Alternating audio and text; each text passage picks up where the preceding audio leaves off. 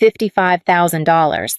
That is how much my brother stole from me before he vanished. I found the proof scattered across the guest room floor like confetti from a nightmare. Withdrawal slips, every single one forged with my signature. 20,000 here, 35,000 there. My hands shook so badly I could barely hold them. The room was empty. His suitcase, gone.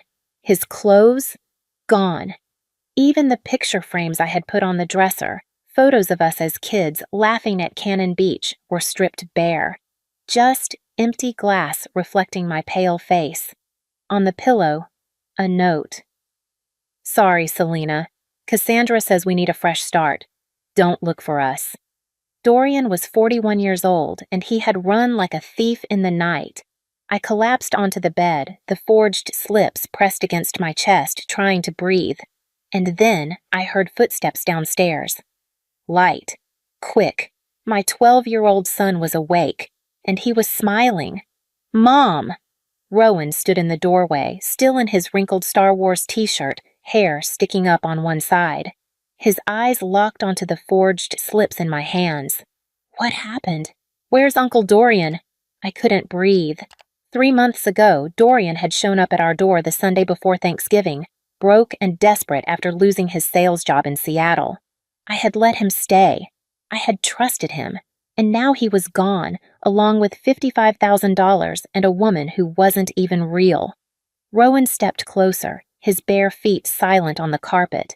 He crouched beside me and picked up one of the withdrawal slips, his face eerily calm. Mom, don't worry. I handled it. What? My voice cracked. Handled what? He pulled out a phone I had never seen before. Sleek, black, expensive looking.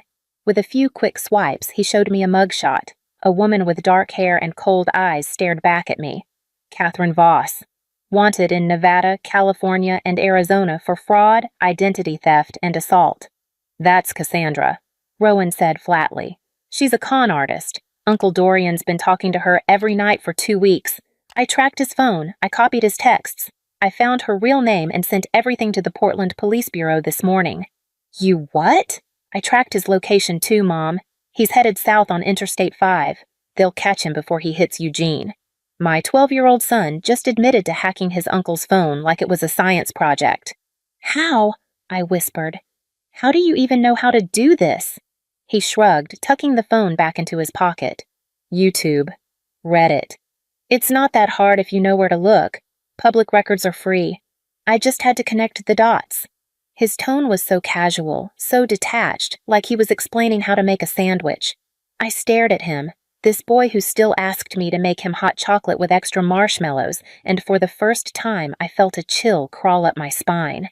Rowan, you can't just, I started, but a sharp knock from downstairs cut me off. 3 hard raps. Official. Final. I stumbled to my feet, legs shaking, and made my way down the stairs. Rowan followed, his footsteps light and soundless. Through the frosted glass of the front door, I saw 2 figures in navy blue uniforms. My heart hammered against my ribs. I opened the door. Mrs. Marlowe? The taller one asked. He had kind eyes, but a voice that meant business. I'm Detective Halverson, Portland Police Bureau. This is Officer Diaz. May we come in? I nodded, stepping aside. They walked into the living room, and Rowan slid into the armchair by the window, folding his hands in his lap like a perfect little gentleman. Detective Halverson pulled a folder from under his arm and set it on the coffee table. We received a tip early this morning about your brother, Dorian Marlowe. He was apprehended at a gas station off Interstate 5, about 40 miles south of here. He was traveling with a woman we've identified as Catherine Voss. My stomach dropped. I glanced at Rowan. He didn't move, didn't blink, just sat there, watching. Officer Diaz slid a stack of photographs across the coffee table. Grainy surveillance images. Dorian at an ATM in downtown Portland, his face clear under the fluorescent lights. Catherine beside him, leaning close, watching. Another photo showed him at a Bank of America on Southeast Division Street, sliding my forged signature across the counter. Then came the printed bank records. Withdrawal after withdrawal. My name. My account. My entire savings drained in less than 48 hours. These withdrawals were made between Tuesday night and Thursday morning, Detective Halverson said, his voice steady. Your brother used a combination of forged documents and insider knowledge of your account details. We believe Miss Voss coached him on how to bypass security questions. I pressed my hand to my mouth, nausea rising in my throat. Oh, God, I whispered, the words choking out. How could he do this? Halverson's expression softened. Someone was looking out for you, Mrs. Marlowe. The tip we received this morning included GPS coordinates, detailed travel plans, and copies of text messages between your brother and Miss Voss discussing their route to Mexico. Without that intel, they would have crossed the border by noon. I felt Rowan's eyes on me. I didn't dare look at him. What happens now? I asked. Your brother is being held at Multnomah County Jail. Forgery and identity theft in Oregon carries serious penalties. He's looking at 5 to 10 years if convicted. Miss Voss has outstanding warrants, so she'll be extradited to Nevada first. As for your funds, we've frozen their accounts. You should recover most of the money within 30 days. Relief crashed over me, but it felt hollow. Thank you, I managed. Thank you so much. Halverson stood, tucking the folder under his arm. We'll need you to come down to the station tomorrow to give a formal statement. Until then, you're safe. He glanced at Rowan, still sitting perfectly still in the armchair. You've got a smart kid there. He nodded toward my son. Take care of each other. The moment the door closed behind them, the house fell into suffocating silence. I turned to Rowan. He was staring at the floor, his face blank, unreadable. Rowan, I started, my voice shaking. What you did? I don't even know where to begin. He looked up at me, and for a split second, I saw something flicker behind his eyes. Not guilt, not fear, something colder. I did what I had to do, Mom. He stole from us. Someone had to stop him. But you're 12 years old. You shouldn't have to. I know, he interrupted, his voice soft but firm. But I could. So I did. He stood up, brushing past me toward the kitchen. I'm hungry. Do we have any cereal left? I stood frozen in the living room, my mind spinning. That night, after Rowan had gone to bed, I found a letter on the kitchen counter. It was folded neatly, the word Uncle written across the front in Rowan's careful handwriting. My hands trembled as I unfolded it. Dear Uncle Dorian, I forgive you for stealing from us. I forgive you for choosing a criminal over your family, but forgiveness doesn't mean forgetting. Prison has rules. You never liked rules, but maybe they'll finally teach you. You belong there because out here, you only hurt the people who care about you. If you ever try to come back, if you even think about hurting Mom or Grandma again, I'll finish what you started. You tied your own noose when you forged her name. I'll just make sure it holds. Love, Rowan. I read it 3 times, my chest tightening with each pass. The words weren't written by a 12-year-old boy. They were crafted by someone who understood manipulation, who knew how to wound with precision. Forgiveness wrapped in a threat.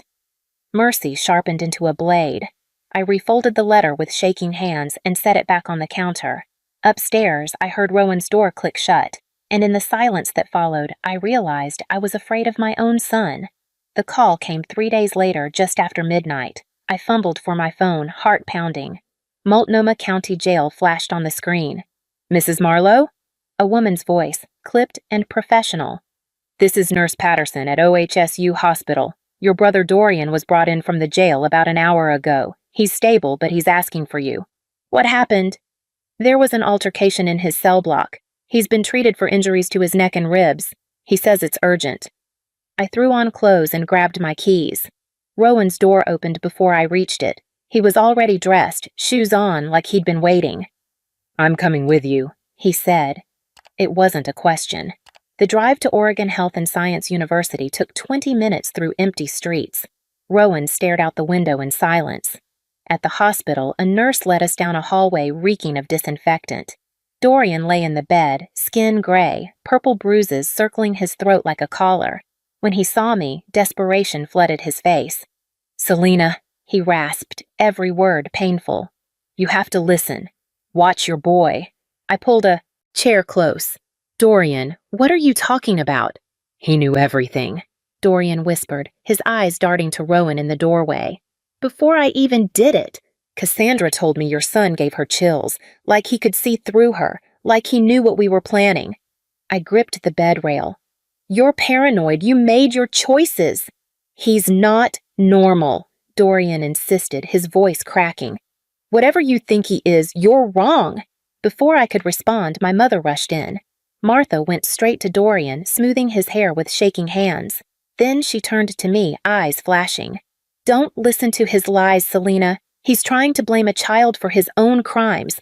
Rowan is a good boy, the only good thing left in this family. Mom, I started. He betrayed us, she cut me off. And now he's making excuses because he can't face what he's done. She tugged my arm. Let's go. He needs rest, not more lies. I looked at Dorian's desperate face, then at my mother's resolute one. Finally, I glanced at Rowan. He stood perfectly still, hands in his pockets, expression blank. Come on, Mom, he said softly. Grandma's right. Uncle Dorian just needs to sleep. As we left, Dorian's voice followed us down the hall, broken and pleading. Watch your boy, Selena. Watch your boy. In the parking lot, under harsh sodium lights, Martha squeezed my hand. Don't let him manipulate you. He's always been good at that. I nodded, throat too tight to speak. The next morning, the house phone rang while I was making coffee. I picked up. Selena! A woman's voice, sharp and venomous. My blood froze. I know who tipped off the cops, the voice continued. Your brother might be stupid enough to fall for it, but I'm not. Catherine, if you think you're safe, she hissed, I'll tell Dorian the truth. I'll tell him what his precious nephew really is. The phone was plucked from my hand. Rowan stood beside me, his face calm. He pressed the receiver to his ear. If you really knew anything, he said, voice cold and steady, you wouldn't be calling from a burner phone. You'd be running. Which, by the way, you should be. A pause, then a muffled curse. The line went dead. Rowan handed the phone back, expression smooth. She's bluffing, Mom. Scammers always try to scare you when they're desperate. How did you know it was her? I whispered. He shrugged. Who else would call? Don't worry, she's got nothing. But I saw it, just for a heartbeat before the mask slid back. A flicker in his eyes. Not fear exactly, uncertainty, maybe even panic. Then it vanished, replaced by that unsettling calm. See? He said, heading upstairs. Handled. I stood alone in the kitchen, dial tone humming, and realized something that made my hands shake. I didn't know my son at all. And worse, I was starting to fear him. That evening, I found Rowan at the kitchen table, a notebook open in front of him. His pen moved steadily across the page, brows knit in concentration. He didn't notice me in the doorway. Homework? I asked. He shook his head without looking. Up. Just drawing. Strategy stuff. I stepped closer. The page showed a chessboard drawn in perfect squares, but something was off. Every pawn had been advanced, transformed into queens, and in the corner, surrounded with no escape, sat a single king. What is this? I asked, my voice tight. Rowan looked up, tilting his head. It's an endgame position, Mom. Pawns aren't weak if they keep moving forward. He tapped the drawing. The king never saw it coming. I sank into the chair across from him. Rowan, you're 12 years old. You're not supposed to carry everyone's weight. You need to talk to someone. A counselor. There have to be limits. His expression didn't change. If that's what you want, sure. I'll go. I'll say all the right things. That's not what I mean, I said quickly. I want you to be honest, to feel like a kid again. He set down his pen, studying me with eyes too old for his face. I can do that, Mom, as long as no one threatens us again. The casual tone made my chest tighten. It wasn't a promise, it was a condition. I stood, legs unsteady, and walked to the counter where his letter to Dorian sat hidden under mail. My hands shook as I picked it up. This letter. Were you planning to send it? Rowan's face remained calm. Only if he needed a reminder. Does he? I asked. Need a reminder? He smiled slightly. I don't think so. Not anymore. Prison will teach him everything he needs to know. I stared at my son, this boy who still asked for extra blankets at night. He had planned every step, the surveillance, the police tip, this letter crafted not from anger but strategy. Rowan, I whispered, what happened to you? What made you like this? He blinked, and for 1 second the mask slipped. I saw something underneath. Not malice, not cruelty. Loneliness. A vast, aching loneliness buried so deep I'd never noticed. Then it was gone. Nothing happened to me, Mom. I just learned to keep us safe. That's what family does, right? My throat burned. Yes, I managed. That's what family does. I walked upstairs to the fireproof safe where we kept birth certificates and insurance papers. Documents we couldn't lose. I placed Rowan's letter inside, beneath the stack, and turned the key. The lock clicked. Final. I was choosing silence. Choosing to protect my son, even though I didn't understand what I was protecting him from. Or what I was protecting everyone else from. When I came back down, Rowan was at the sink washing his dishes, humming softly. He glanced back and smiled, all brightness and innocence. I forced a smile in return. The notebook still lay open on the table. I looked at the chessboard, at the pawns transformed into queens, at the king with nowhere to run. The next morning my phone buzzed, a text from the hospital. Dorian had been transferred to the medical unit at the county jail, recovering but stable. No visitors allowed except his attorney. I set the phone down, hands trembling. From upstairs came the sound of Rowan's alarm, then his footsteps, crossing the floor. Light, quick, normal. I heard the shower turn on, heard him singing off key, some pop song from the radio, the sounds of any 12-year-old boy getting ready for school. But I knew better now. I walked to the kitchen window and stared out at our quiet Portland street. Neighbors walking dogs, kids waiting for the school bus. Everything looked normal, safe. And I wondered, as the morning light spilled across the countertops, what game my son was still playing. Whether I was a player or just another piece on his board. And most terrifying of all, whether I even wanted to know the answer. 3 weeks passed. The money was returned to my account, minus legal fees. Dorian's trial date was set for late spring. Catherine Voss was extradited to Nevada to face her outstanding warrants. Life, on the surface, returned to normal. Rowan went to school, did his homework, played video games with his friends online. He helped me fold laundry on Sunday nights and asked what was for dinner like any other kid. My mother came over for breakfast every Saturday, beaming at her grandson, talking about how proud she was of him, how he'd saved our family, how God works through the innocent. I smiled and nodded and poured more coffee. One Saturday morning, I woke to the smell of pancakes drifting through the house. I padded into the kitchen to find Rowan at the stove, flipping golden circles onto a plate. His hair was messy, his feet bare, and he was humming off key. "Good morning, Mom," he said, sliding a plate toward me. "Coffee's ready, too." My mother sat at the table, already halfway through her stack, syrup pooling at the edges. "This boy," she said, shaking her head with a smile. "What would we do without him?" Rowan grinned, that wide, innocent smile I'd known his whole life, and passed her the butter. I sat down across from him, fork in hand, pancakes steaming in front of me. He met my eyes, just for a moment, and in that brief glance I saw it.